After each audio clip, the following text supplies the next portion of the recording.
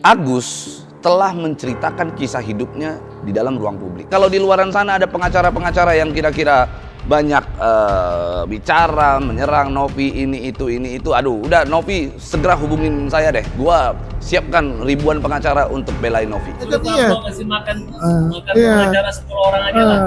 Iya. Mampu nggak jangan menggerakkan 1000 orang. Iya. Dulu dia traktir dulu kita ini. Agus dulu 5 orang makan kalau mampu. Pablo, kau itu klien kita dulu. Ya kita minta supaya mantan kriminal, mantan napi itu jangan banyak ngomong ya, jangan melawan pembela kaum lemah ya. Nanti kalian semua masuk neraka ya. Gak usah 1000 pengajar kumpul, lu traktir aja nih mereka makan 5 orang. Mana? Jangan pansos lah, jangan Udah, pansos. jangan pansos. Oke, udah langsung Kristal lagi. Ada pesan gak bang buat Pablo berdua, kan dia terus speak up di media sosial lah. Alah, ingin masuk PJ aja dia. Nanti salah ngomong kan masuk penjara lagi. Hati-hati salah ngomong. Yang pernah salah ngomong masuk penjara, salah ngomong sama gue penjarain lagi ya. Hati-hati. Ya sebenarnya secara gak langsung sedang mempermalukan dirinya sendiri kan. Dia katakan bahwa Pablo itu dulu klien kita katanya. Terus dia sebut bahwa mantan kriminal ya atau mantan narapidana ini jangan ikut ngomong apa segala macam, intinya gitulah ya. Ya itu intinya dia sedang mempermalukan dirinya sendiri gitu kan. Kenapa? Karena gue bisa jadi narapidana gitu, berarti ada apa dengan pembelaan yang dia lakukan tuh.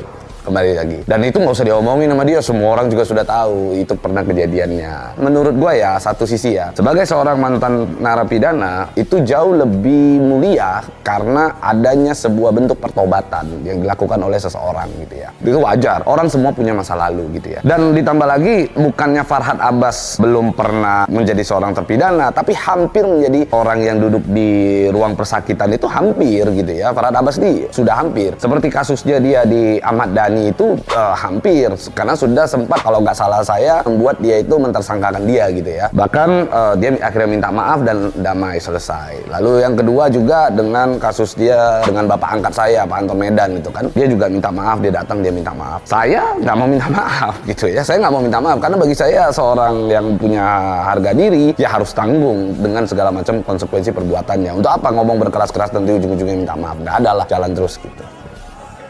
Bang, satu pernyataan lagi katanya jangan banyak ngomong, nanti salah ngomong, mending traktir aja.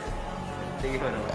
Ya dia sebut bahwasanya Pablo mau bayar berapa ratus ribuan pengacara gitu ya, 1000 pengacara dan lain-lain. Aduh, dia punya uang atau enggak, intinya kan kurang lebih gitu ya. Udahlah traktir kita makan aja di sini nih kalau punya uang kan, katanya kurang lebih begitu kan, ya kan. Yalah, saya emang nggak punya uang lah, gue biasa-biasa aja. Yang kaya kan hanya Farhad Abbas. Farhad Abbas adalah yang paling top lah. Kalau gua cuman butiran Rinso.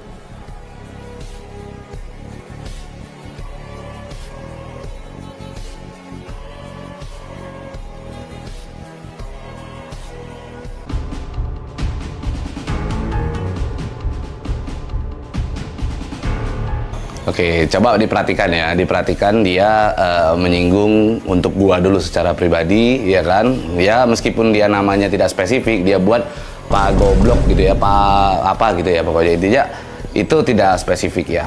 Intinya dia bahas bahwasannya kenapa suami istri intinya masuk penjara lah, kurang lebih begitu ya. Ya masih mending saja kan, daripada gue belum pernah tuh ngelihat Farhad Abbas itu bawa gandeng istri gitu. Karena kemana-mana dia sendiri, terus kan sendiri, jalan kemana-mana sendiri gitu. Nah itu kan perlu dipertanyakan kan, begitu ya. Laki-laki dewasa, sudah berusia, tapi semenjak dia bercerai belum pernah bawa istrinya keluar. Entah ada istri atau disimpan supaya orang-orang tidak ada yang tahu dengan sengaja, kita nggak paham juga. Apa memang betul-betul belum ada kan begitu. Nah ini kan perlu dipertanyakan juga sebenarnya. Tapi oke lah, gue nggak mau bahas terlalu panjang lebar. Intinya begini, orang tua gue itu sudah pernah mengajarkan ke gue hal-hal penting di dalam hidup. Terutama yang diajarkan oleh orang tua gue adalah 3 orang yang tidak boleh dilawan di dunia ini. Jadi kita sebagai seorang laki-laki, kita tidak boleh lawan 3 orang di dunia ini. Yang pertama adalah melawan perempuan gitu. Kita tidak boleh melawan perempuan tuh. Nah, gue ngeliat Farhad Abbas ini gayanya kan kurang lebih seperti perempuan ya gitu ya. Gue tanpa bermaksud untuk menghina Farhad Abbas, tetapi gue mengatakan bahwa Farhad Abbas ini kan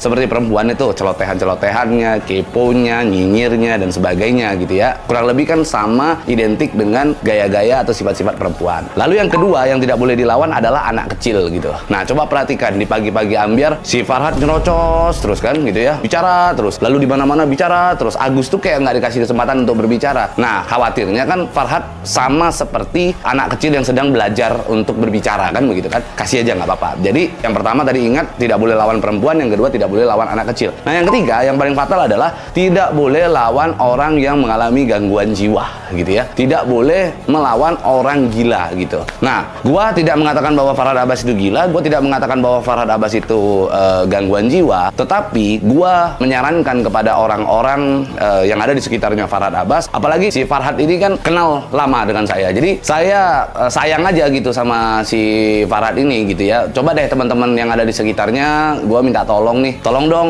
Farhad perlu deh dicek kesehatannya, ya kan. Kita karena sayang sama dia, kita bawa dia ke dokter gitu ya, psikiater gitu ya. Ya kali aja ada hal-hal ya, mudah-mudahan tidak terjadi kan yang namanya gangguan jiwa itu gitu ya. Karena kenapa? Coba perhatikan, dia itu tantrum sekali kan, ngomong di mana-mana, berbicara di mana-mana, kayak semua orang diserang, Denny Sumargo diserang, gua diserang, terus Yolo Ine diserang, semua orang diserang lah. Jadi nggak ada berhenti-berhentinya nih orang nyerang-nyerang orang lain kan begitu ya. Ya itu no problem lah. Intinya 3 orang, pesan orang tua gua untuk kita sebagai seorang laki-laki tidak boleh lawan. Yang pertama adalah perempuan, yang kedua anak kecil, yang ketiga orang yang mengalami gangguan jiwa atau orang gila. Mudah-mudahan Farhad Abbas tidak ketiga-tiganya. Mantap. Hari ini kita sudah somasi dia, dengan ke-8 saya laporin dia polisi, ngomong ya. Kalau orang sudah dibantu, terus dia masuk penjara, kemudian nyalahin kita, dasarnya apa? Ini orang gara-gara ngomong tentang ikan asin, dipanggil polisi sebagai saksi, ya, sebagai saksi dulu loh dipanggil, bukan sebagai tersangka. Kemudian ke rumah kita, sorenya dia bersama istrinya langsung naik statusnya jadi tersangka, langsung ditahan. Kenapa ya, kita juga kaget, jarang kita nangani perkara pencemaran nama baik ditangkap dan ditahan, jarang banget, karena dia berdua dengan istrinya menyembunyikan barang bukti. Lu nggak bayar gue, malah lu suami istri ngutang sama gue duit, terus lu bilang masuk penjara gara-gara gue, apa hitungannya? Ini orang dipanggil pagi, ya, kita baru tanda tangan kuasa pagi, sore ditangkap. Jadi saksi langsung naik penyidikan, langsung ditangkap, langsung digeledah. Suami istri loh. Terus gara-gara kita salahnya, gara-gara lu barang bukti semua, handphone lu tukar semua, hilangin semua barang bukti, mau disita polisi. Itu masalahnya ya. Gue ini lawyer pinter, lawyer hebat. Jadi nggak ada alasan, itu pekerjaan kamu, itu pekerjaan gampang. Pasalmu itu cuma pasal-pasal yang tidak bisa ditahan. Tapi ditahan. Gara-gara apa? Gara-gara handphone sembunyiin. Ada rekaman CCTV-nya. Kanitnya gitu ceritanya. Jadi kita nggak bisa ngomong apa-apa. Berarti dia tidak kooperatif. Diduga akan kabur, diduga akan menyembunyikan barang bukti atau mengulangi perbuatan, maka itu ditahan. Ya sadar. Hei PB, kamu udah saya somasi sekarang 2 kali, gue laporin lu.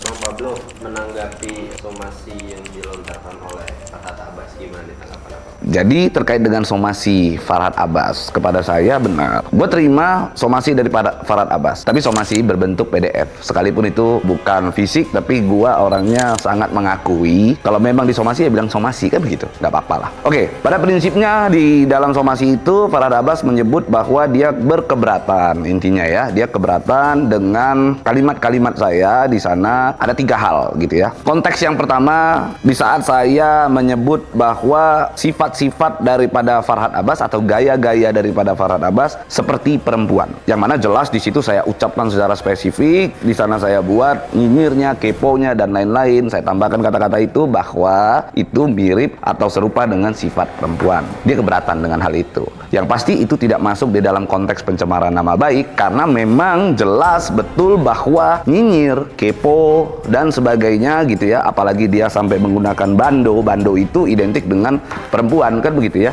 Jadi ketika kita berucap, saya ini orang hukum, ketika saya berucap, saya tahu sekali apa yang saya ucapkan dan konsekuensi dari ucapan saya, gitu ya. Jadi di sana tidak ada unsur pencemaran nama baik ataupun fitnah. Oke, itu yang pertama. Yang kedua, lalu mengatakan soal saya khawatir. Saya di dalam video saya ucapkan bahwa saya khawatir Farhad Abbas sama seperti anak-anak yang sedang belajar berbicara. Itu ada kata-kata itu. Di mana kalimat itu merujuk pada kekhawatiran saya. Coba perhatikan, ada konteks di mana saya menyebut satu kata khawatirnya, artinya itu adalah bentuk daripada kekhawatiran saya. Lalu selanjutnya, yang ketiga adalah hal yang tidak boleh dilawan oleh seorang laki-laki, gitu. Itu pesan orang tua saya. Yang ketiga adalah orang gila, begitu, atau orang yang mengalami gangguan jiwa. Di sana juga gue tidak menyebut Farhad Abbas itu mengalami gangguan jiwa atau gila, gitu ya. Gue di sana justru menyarankan kepada teman-teman orang-orang dekat Farhad Abbas untuk membawa Farhad Abbas ke psikiater. Di mana itu tujuannya baik, karena gue kan sebut gue sayang sama Farhad Abbas, kayak begitu kan. Tapi nggak apa-apa, orang itu kan multi tafsir, orang itu multi persepsi. Silakan dia mau ucapkan apa terserah. Dan yang pasti di penutup video jelas saya di sana mengucapkan mudah-mudahan Farhad Abbas tidak ketiga-tiganya. Artinya itu harapan gua, itu baik, itu adalah hal yang positif, bukan pencemaran nama baik, bukan fitnah. Tapi nggak apa-apa, Farhad Abbas kan katanya orang pintar, dia adalah seorang doktor gitu, harusnya dia bisa memaparkan itu. Gua apresiasi dengan usahanya dia untuk mensomasi gua. Tetapi ada hal yang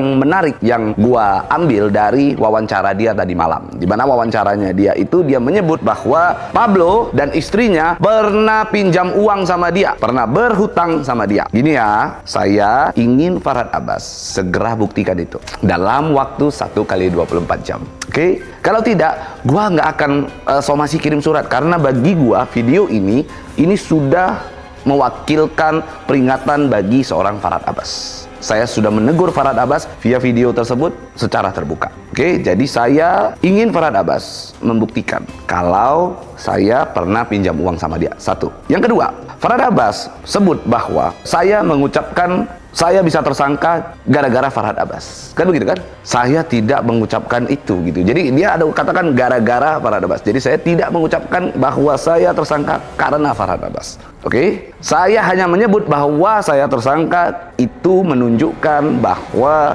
Farhad Abbas gagal membela saya. Itu poinnya. Gini, di sana Farhad Abbas juga sebut bahwa saya menghilangkan barang bukti. Saya menghilangkan barang bukti. Saya juga berikan waktu 1x24 jam kepada Farhad Abbas untuk buktikan hal itu. Karena saya baru saja komunikasi dengan penyidik. Gua juga baru saja komunikasi dengan Kanit. Mereka tidak pernah berucap demikian. Mereka tidak pernah mengatakan bahwa saya menghilangkan barang bukti, karena tidak ada satupun pasal menghilangkan barang bukti yang dikenakan kepada saya. Oke? Jadi tidak pernah ada itu putusan sampai putusan pengadilan. Dan pada saat itu, kalau teman-teman flashback di dalam perkara saya, teman-teman flashback di perkara saya, di pertengahan jalan, pada saat saya statusnya tersangka, saya mencabut kuasa Farhad Abbas pada saat itu. Oke? Dan saya menggantinya dengan Insang dan Liko Kili-Kili. Dan di kejadian itu pula ada seorang William Jai. William Jai adalah asisten atau mungkin lawyer atau partner daripada Farhad Abbas. Itu datang ke Polda, datang ke Tahti, minta saya, memohon-mohon kepada saya di dalam rutan untuk saya menandatangani kembali surat kuasa. Karena mereka tidak mau dicabut. Itu intinya. Intinya gini, Farhad, saya tidak punya masalah sama kau. Sejak awal saya berbicara di dalam perkara Novi adalah saya katakan kalau ada pihak-pihak atau lawyer-lawyer yang nyerang-nyerang Novi secara pribadi, maka saya siap membela. Oke? Saya siap membela, saya akan siapkan ribuan pengacara untuk Novi bila perlu. Oke? Tapi Farhad Abbas memelintir omongan saya. Dia katakan saya akan membiayai 1000 pengacara untuk Novi. Itu adalah ucapan daripada Farhad Abbas.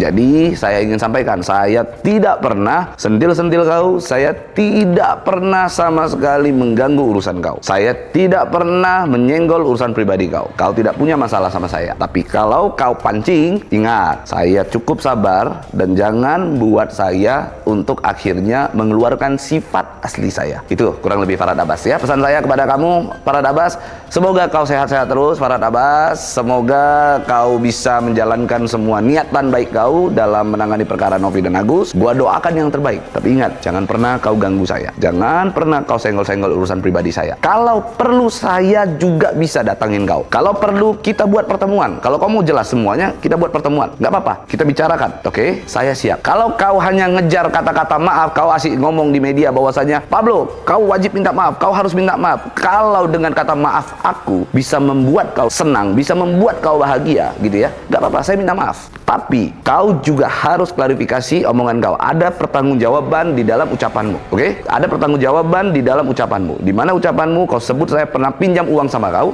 lalu kau sebut saya menghilangkan barang bukti. Dua hal ini perlu kau buktikan, Farhad Abbas, sebagai seseorang yang punya konsekuensi hukum. Saya kasih kau waktu 1 kali 24 jam. Tidak perlu 8 hari, tidak perlu panjang-panjang. Karena kalau kau bicara seyakin itu berarti bukti itu sudah ada di tanganmu. Jadi kau harus buktikan itu dalam waktu 1 kali 24 jam. Oke? Intinya adalah saya nggak perlu mengejar agar Farhad minta maaf sama gua. Nggak. Yang pasti saya sudah memaafkan Farhad Abbas. Tetapi sebagai bentuk pertanggungjawaban kau harus buktikan ucapan. Itu saja.